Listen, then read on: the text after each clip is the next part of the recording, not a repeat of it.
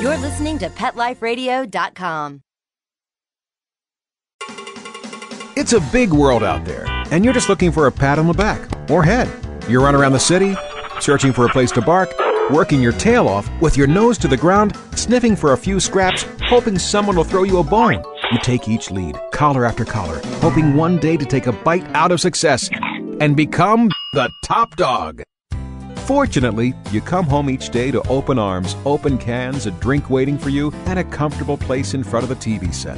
You know you've got it good, really good, because after all, it's a doggy-dog world out there. Pet Life Radio presents It's a Doggy Dog World with your host, pet expert, and award-winning author Liz Palaika, and this week's co-hosts Kate Abbott and Petra Burke. Welcome to It's a Doggy Dog World on Pet Life Radio. I'm your host, Liz Palaika, with my co-host Petra Burke and the entire crew from Kindred Canine Education Center. Hey! We've got the whole crew here for you today because a week late, we're going to be talking about New Year's resolutions. Not just New Year's resolutions for yourself, but for yourself in relationship with your dog and goals for your dog. What would you like to do with your dog this year? Are you working on a new sport?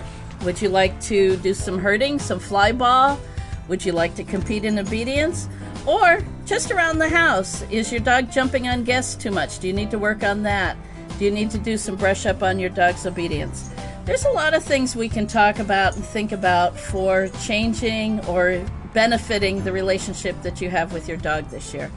First, though, let's take a message from our sponsors, but don't go away. We'll be right back. Sit. Stay. It's a Doggy Dog World. We'll be right back after a short pause. Well, 4 to be exact.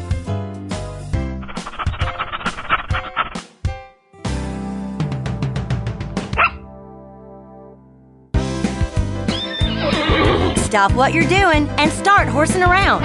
Every week on Pet Life Radio, horse expert and award-winning rider Audrey Pavia will be trotting out great tips on feeding, breeding, and more on everything equestrian. So set a spell and say hey to Audrey and get ready for a darn tootin' galloping good time. Every week on Horsing Around, on demand, only on PetLifeRadio.com.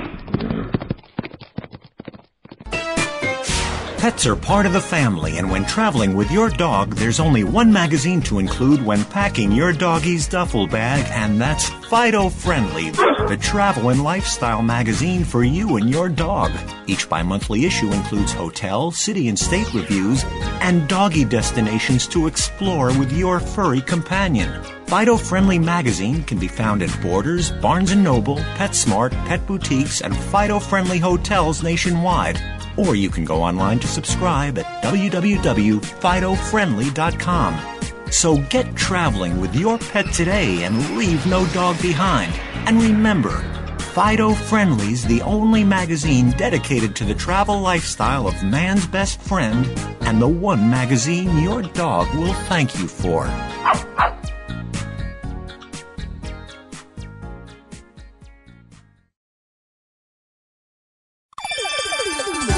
Let's Talk Pets on PetLifeRadio.com.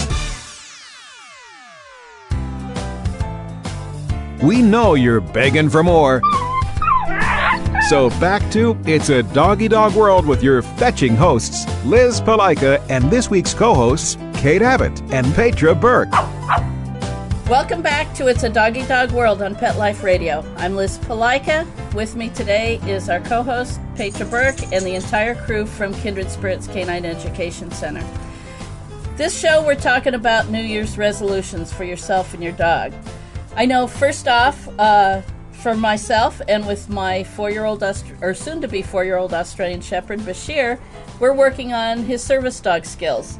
I want to get him out in more places. I want to make sure that he's not fazed by the revolving glass doors, because we had a couple dogs spooked by that. He's been on an escalator, but he's still not real happy with that, so I want to do that a little bit more.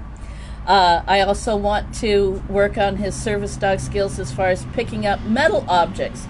He's awesome about picking up everything except metal.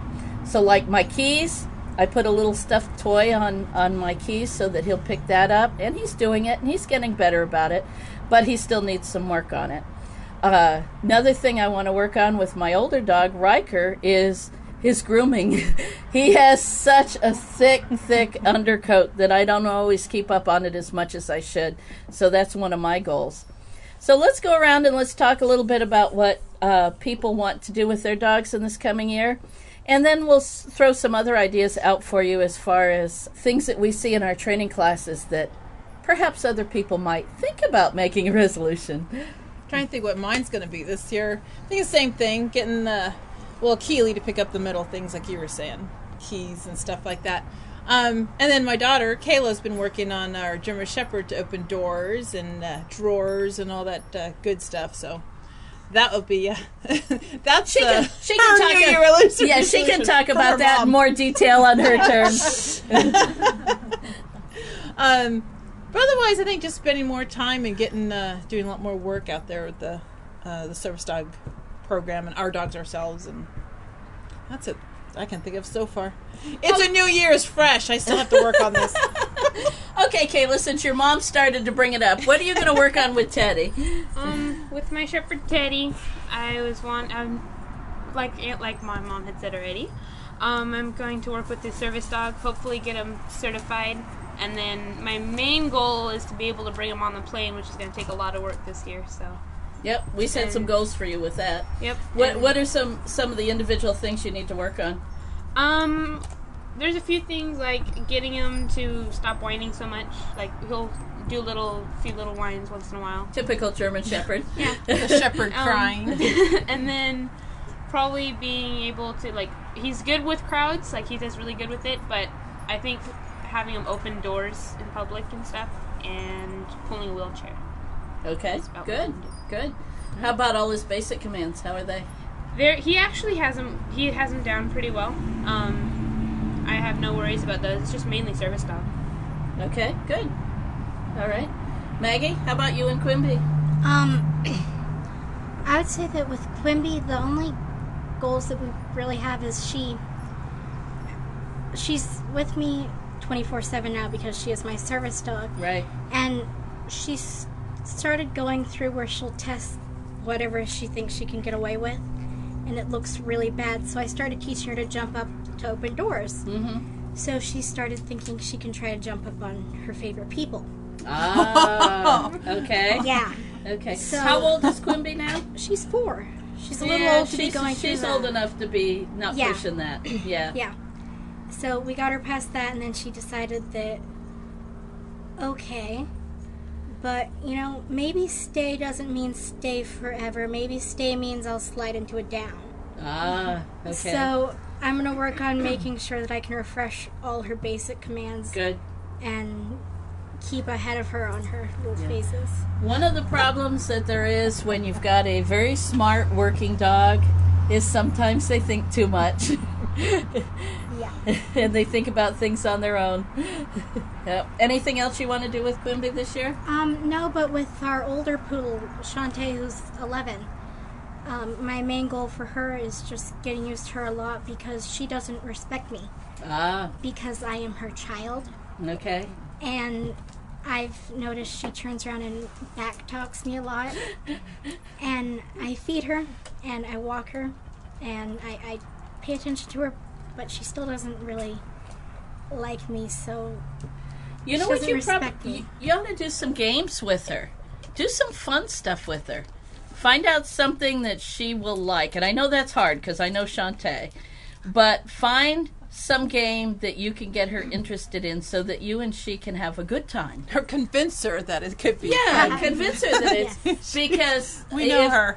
If everything's serious, we know Shantae, and she's gonna continue to challenge you. But if you can find something that would be fun, then that might change her mind a little bit. You and she could have a good time rather than butt heads. So something to think about. Okay, let's go on. Debra, how about you and Caleb? Well, with Caleb, he's an English Shepherd and a very good, strong herding dog. And I'm finding that there's a real delicate balance between the herding instinct and the prey instinct. Yep. And what I'm learning is that he has the natural instinct, and I just need to teach him how to control it. And right now we're working on herding geese, and he's getting better. He's learning the right balance point for keeping them going a certain direction, and learning to back off when he needs to. But I think for me, I need to learn a little bit more about how to guide him, because he already has the natural instinct. So I just need to learn how to make the best use of that. That's very true, because we can't give them the instinct. They've either got it or they don't have it, and he certainly does have it. And he's got it strong. Both the herding and the prey drive. But we also know by watching him that he can control himself. It's whether he wants to or not. So we've got to figure out some way to motivate him so that he wants to calm down and keep himself under control. So, yeah, that's going to be fun. How about resolutions with his therapy dog work? Definitely, I want to expose him to more varied situations.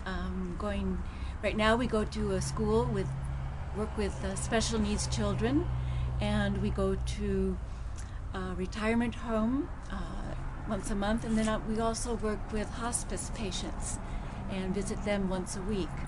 And he's learning to adapt to each situation that he finds himself in, and I'm real pleased with that. But I think he can learn even more how to attend to the patient and make sure that he gives them what they need while we're there. Mm-hmm.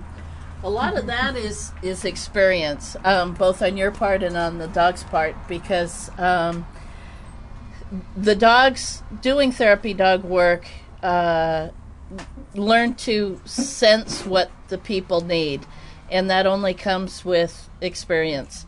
Riker is going through that now. He's been visiting a daycare center for a state-run daycare center for foster kids for about 5 years, and I just recently started taking him back to visit with seniors, because I figured since he's 8 years old now, perhaps he was restrained enough that he could visit with the elderly, because up to then he was a little too rowdy. And I can see the wheels turning in his head. He is starting to figure it out. He's learned that he has to be gentler with the senior citizens he visits than with the kids. Because a lot of times the visit with the kids was they'd take him out on the playground and just have a wonderful old time out there. And he could sit on their chest and give them kisses, which of course he can't do when he's visiting seniors. But I have to help teach him that too. So again, it's a matter of me showing him that he has to be calm in these certain situations. But there's a certain amount the dog has to figure out on his own, too. And then we just reinforce to show him that, yeah, that was a good choice. All right, Debra, how about Apache? Well, Apache's my Australian Shepherd, and I noticed that he is excellent with the commands when it's my husband that has the other end of the leash, which tells me then it's not the dog, it's the person on the other end. So my New Year's resolution is to be more consistent, because I know I transmit down the leash my personality, which tends to be a little bit more hyper, should I say. And so I need to learn how to keep myself calm when I'm telling the dog to be calm, and to follow through with the corrections so that he knows I really mean it every time, because he has this like 20-second delay where he's looking at me trying to decide, do I really need to do it or not? And that I want to fix that. I want him to know I do mean it. And especially for the second New Year's resolution, which is I want to be able to have him off leash more. I have him quite a bit in my yard. I don't have it fenced, and he's good off leash, but I need that come to be perfect every time, from clear across the yard, whether a rabbit jumps up or not. So that's our strongest resolution, is to get that come to be there every time. Good. So how are you going to do that? Well, I tried the really long lead to get his attention, but that's not working consistently, so I'm going to need more advice. Well, she's honest. There's a couple things in play here, and I was going to mention it again with Debra and Caleb. that I mentioned with Maggie and Quimby. The smarter the dog, the tougher it is to outthink them sometimes. I'm sure Apache knows very well that when the long leash is on, you have control. So what we need to do is we need to back up a few steps, and we need to go back to a come at a shorter distance and reward it and make it the most exciting thing he's ever done. And then we do it at a shorter distance with a little more distraction and make it the most exciting thing he's ever done. And then we gradually increase the distance. But the first thing we do would back up to the basic come again. Dig out the cookies, the happy voice, get him coming to you, and what a wonderful boy he is. Yes, you are. And make it very, very exciting. And get it 100% reliable there. Then we bring him out and we let him play. And let a couple of the dogs play together and take turns calling him off. And rewarding it and making it exciting and making it the best thing he's ever done. And then gradually increase the distance and then gradually increase the distraction. But remember, you're only changing one training step at a time. You don't add distance and distraction at the same. You add one or the other so that you set him up to succeed. Like we always talk about in class, set him up to succeed. And especially with the come. And then when he's ready for distractions, you guys can come to my house because we have a fenced yard with lots of rabbits. And Cayla and I have taught our dogs to come when there's rabbits out to ignore them. Yeah. So there we go. Fenced, he's safe, and distractions galore. Yeah. How about with his herding? What are you going to work on with that? Well, there again, it's the consistency of him knowing that when I'm holding the leash and taking him through it, that he can't charge the geese. And that he needs to use his skills and understand just how far he can pressure and when he needs to back off. And then he needs to pay attention. And I think the important thing, like we talked about today when we were out there, is teaching him a command that he understands that he needs to go forward onto the geese, and yet with care, not full out. So it's learning a command like easy or steady to get him to pay attention. And pull back a little when he's pushing too hard on the geese and making them flap, because we don't want them flapping and squawking and everything. So that's our big goal on the herding. And there again, sometime this year it'd be nice if he could actually go off lead and have that control. And that may be too ambitious, but we'll see. No, you're not too ambitious for that, because remember a couple weeks ago he did do that for me. That's right. He was off leash when he was working with me. And he was off leash as we worked the geese until he discovered he was off leash, and then he ran to Mom. But he did work off leash with me and listen to my voice, so he can do it. He will probably do it sooner than Caleb will.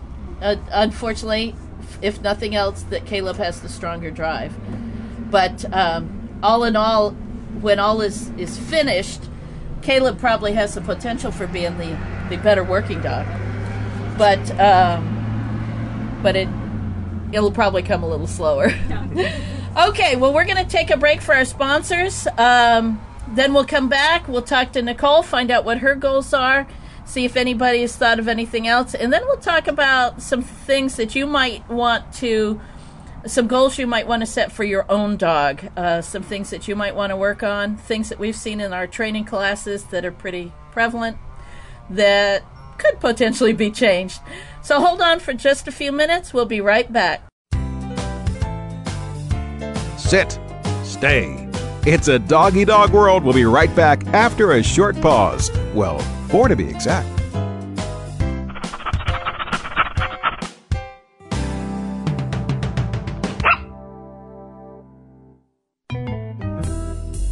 Want to know what cats like to eat for breakfast? Mice Krispies, of course. Learn everything there is to know about cats on Catitude with your host, Tom Dock. Each week, we'll spotlight a cool cat breed, give up-to-date advice on cat health, and check out spiffy new cat products. So curl up on the couch every week for a perfectly enjoyable time on Catitude.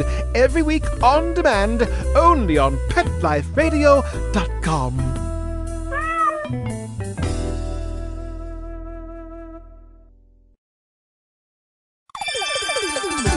Let's Talk Pets on PetLifeRadio.com. We know you're begging for more.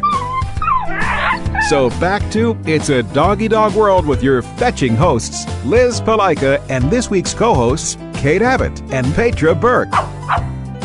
Welcome back to It's a Doggy Dog World. I'm Liz Palaika, your host. With me is Petra Burke and the entire cast of characters from Kindred Spirits Canine Education Center.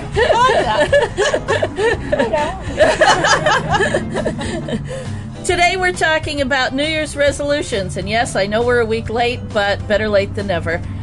Gave everybody a chance to think about it. Resolutions that you might set for your own dog, resolutions for yourself and working with your dog. And in a few minutes we'll talk about some common behavior problems, obedience problems we've seen with dogs that perhaps you might want to set a goal for yourself and your own dog. We've talked to just about everybody with our cast of characters so far except Nicole, so let's see what Nicole has to say. 07 was a hard year for my family and our canine squad. We lost our 3 eldest dogs fairly closely together, and it's been a little bit like an empty nest experience. So I have not really gotten used to it all yet to like set goals for this year. In the process, we rescued, I think I mentioned this sort of, we're not sure what, border terrier. Terrier mix. Yeah, border terrier mostly. And if you've read Liz's breed book, you know that border terriers are difficult trains because they have their own minds, as well as their biggest issue is coming on command, and because they're driven by their nose. So I would say for Maddie, her name is Maddie Matilda, but we call her Maddie, it's coming when she finds something else more interesting. So she's presently on a long line that I can get her when I need to, and actually she's done very well. She's already gotten her CGC, and Canine Good Citizen. Right, and and that was a goal I had set for her right away. And this year, I think my major goal will get her to fulfill a service role and maybe get into the service dog program with Kindred Spirits. I'd like her to continue to do her therapy dog. She's terrific with children. She is just a natural with children. Nothing frightens her with them. And they can stick their hands everywhere. So I'm very pleased with her personality, which is not typical of terriers in that area. However, she is a little bit taken aback by the elderly. Mostly smells, and she prefers being held, and she has gotten a sense of those who want her in her lap or are touching her, and that's worked. But the ones who are a little bit too delicate, she doesn't know how to handle them. So that's one of the goals for both of us, to train her, because I've never had a dog that's had these issues. She's moodier as a terrier. She's moodier than any dog I've ever had. She's either really up or really down. So I've been reading everything Liz has ever written, but everything else I can find. I don't think I've written that much on moodiness. I know. There hasn't been a lot. I'm learning a lot, because all of my dogs have always been pretty happy with expressive ears and eyes, and I can't always read her, so that's one of my goals, is trying to learn to read her. I don't think that's all strictly terrier. I think some of that is probably her background before you adopted her. Yes, because we hear that it was a really traumatic background with some major loves and major losses. So that's probably part of it. And then I'm also getting used to having a small dog. I've never had, Michael was my small dog who I just lost. But he had a lot of herding dog in him. So he had all of the energy and go. And Maddie has a lot of energy bursts, and then suddenly she's a very sedate child.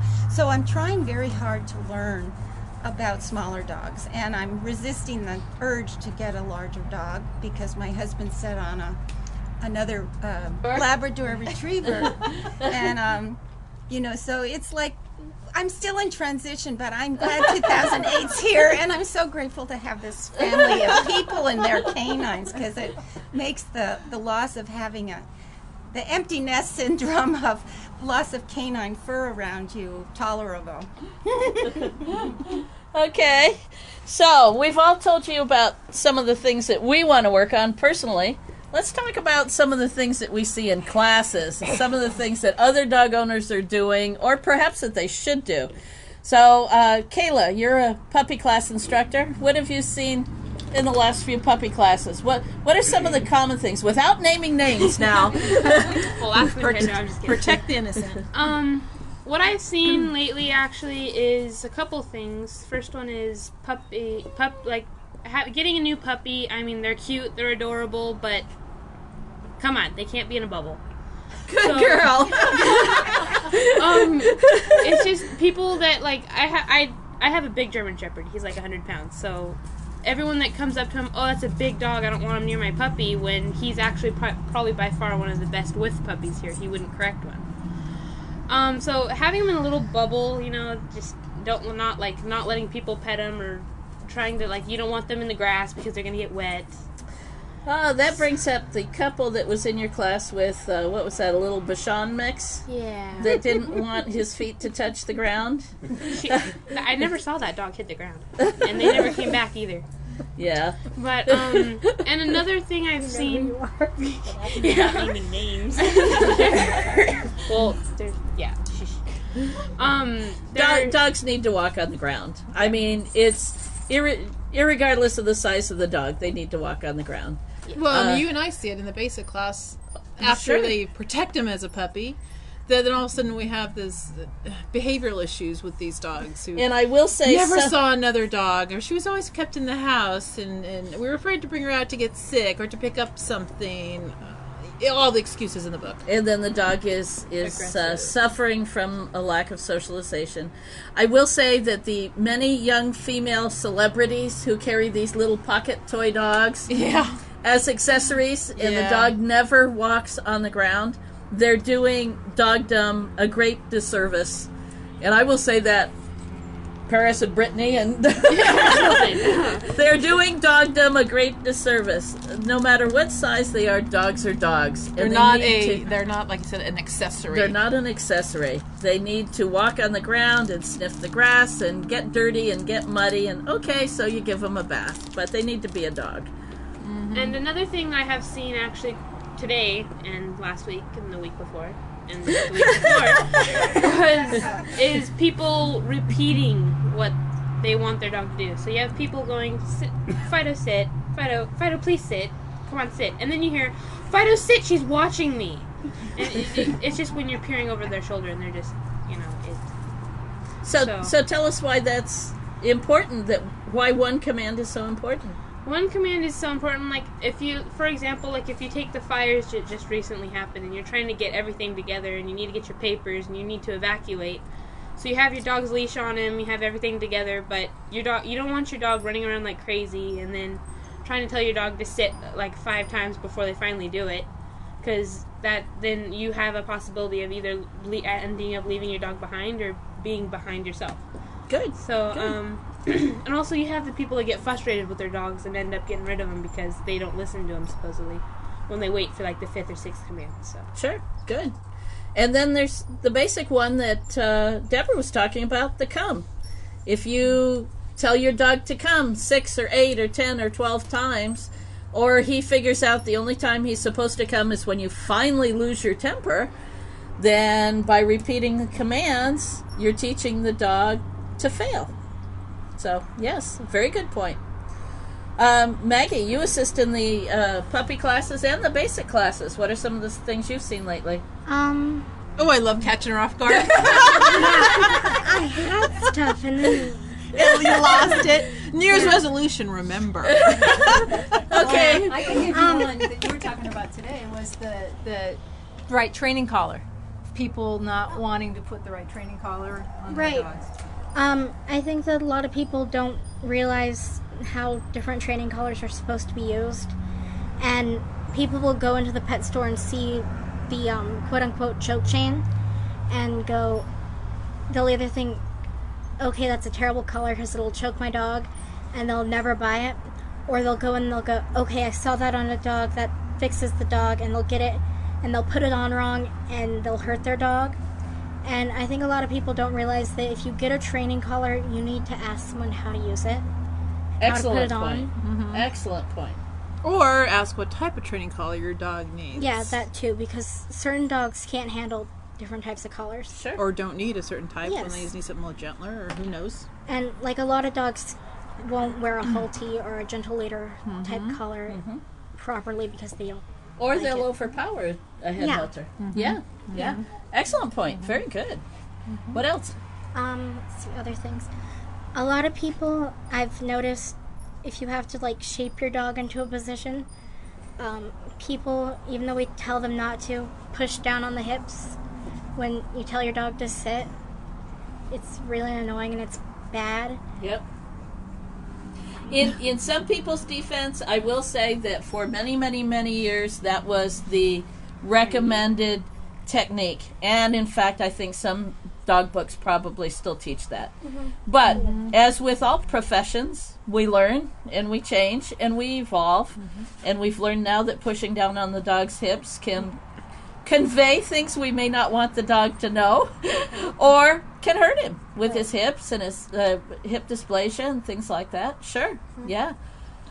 Exercise, I think, probably one of the things we see the most in classes is their dogs are hyper, not.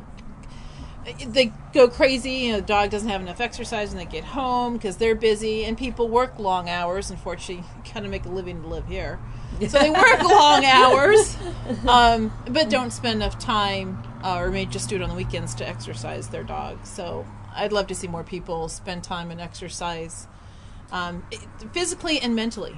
The dogs. I think that's one of the things I always take issue with is people who are rescuing dogs or who have dogs always assume because they have a big yard their dog is going to have a good home, but dogs are pack animals. They want to be with their humans, and even if they have other dogs, they're not going to exercise themselves as well as their human will. So it really, people need to make a commitment to exercise the human as well as the dog at the same time. And well, Cayla and I see that because I mean we've got 2 acres. It's all fenced, but when we're out there, our dogs are plastered to our side. Right. So we have to encourage him, throw a ball to encourage him to go out and run around and exercise. Otherwise, they don't see that. Go, oh, 2 acres, let me run around. No, they're like, oh, mom and little mom will step to their side. Go ahead. There was another thing that I have seen recently, actually, is both people getting large dogs just because they look cool, like pit bulls and everything, not knowing what they're getting into. If, say, like, a really, like, someone who's, like, into the fighting breeds and are all, like, determined to get one like that, that's sort of what ruins the breed. And also, if you get a Rottweiler, you have to understand that sometimes they take a little more training, or like an Aussie, they're a little more complex than what you might think they are. So just because they look like a nice dog to have doesn't mean that you're the right person to have that dog, because you do need to think about it. So basically you're saying people need to do some research ahead of time as to what's the right breed for them. Yeah. Boy, I love you. I really do. She's grown up so good, huh? Which leads into, get a copy of my newest book, The Howell Book of Dogs by Wiley & Sons. It's on how to choose the right breed for you. Thank you, Cayla. Then there's one more thing about how I see so many high-strung hyper dogs during class, and sometimes it has to do with the dog food that they're on. So maybe you should ask someone about your dog food before you go out and see Iams just because it's on TV and it's a designer brand. You might want to like research a little bit on it. Yeah, that they're all before you made get in it. the same factory and have pretty much all the same food in them, no matter how expensive the advertising might be. Yes, Maggie, you started to say something? No, when Cayla was saying about the bully breeds, even though you can't put your puppy in a bubble, one thing you should pay attention to is when you have your dog out, look at the other dogs around you. If you go to dog parks, bad people, I don't like dog parks. If you're out and there's other dogs, pay attention to the dogs that are around you, especially if you do have a small dog or a dog that, if you have a dog, just because certain things to look out for, like a dog that's on an extended leash or a dog that's lunging or a dog that's with someone who obviously isn't controlling it.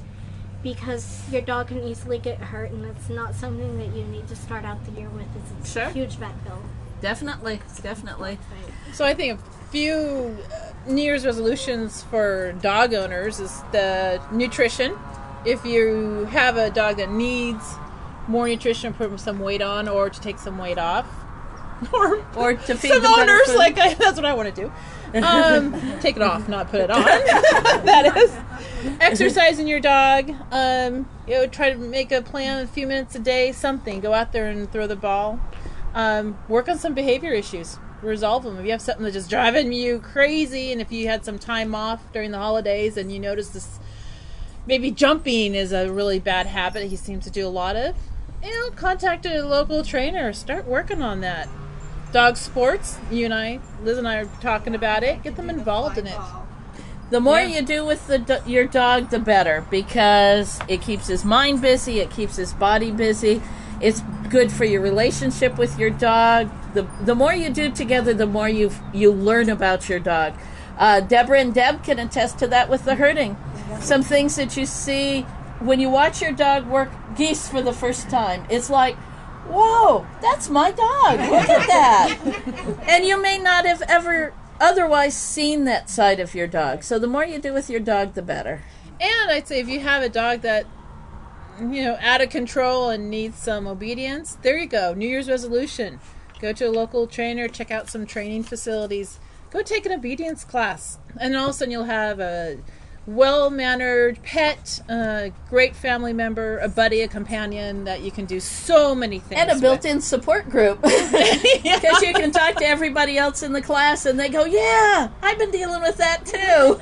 Yep. One point I like to make on that too is don't just take one training class and then think you're done. I've made it through beginner, intermediate, whatever. I find that you just need it all the time. I mean, if you just retake it, because then they also get exposure to other dogs. It reinforces the training commands to you too, because it's really as much or more about training you than the dog. Yep, sure is. I think the initial trainings are training yourself and the dog to love to learn. And that's a lifetime goal for all of us. I know it's one of my, not just this year, but every year. Mm-hmm. And I think the other responsibility that all of us have as having an animal or a dog in our life is that our dog becomes a diplomat for the world. And it's really important that we continue that. All right. Well, we could talk about dogs forever. 30 minutes just flies by. But I hope this has given you some things to think about, both from our experience and with our own dogs and what we see with our students' dogs. So set some reasonable goals. As with any New Year's resolution, make sure it's reasonable. Set yourself up to succeed. Set your dog up to succeed. And we'll be back and talk with you again next week. So thanks again from It's a Doggy Dog World on Pet Life Radio. This is Liz Palaika, Petra Burke, and the cast of characters from Kindred Spirits Canine Education Center. Bye. See you next time. Having a rough day? Longing for the dog days of summer? Think your fun furry friend lives a dog's life?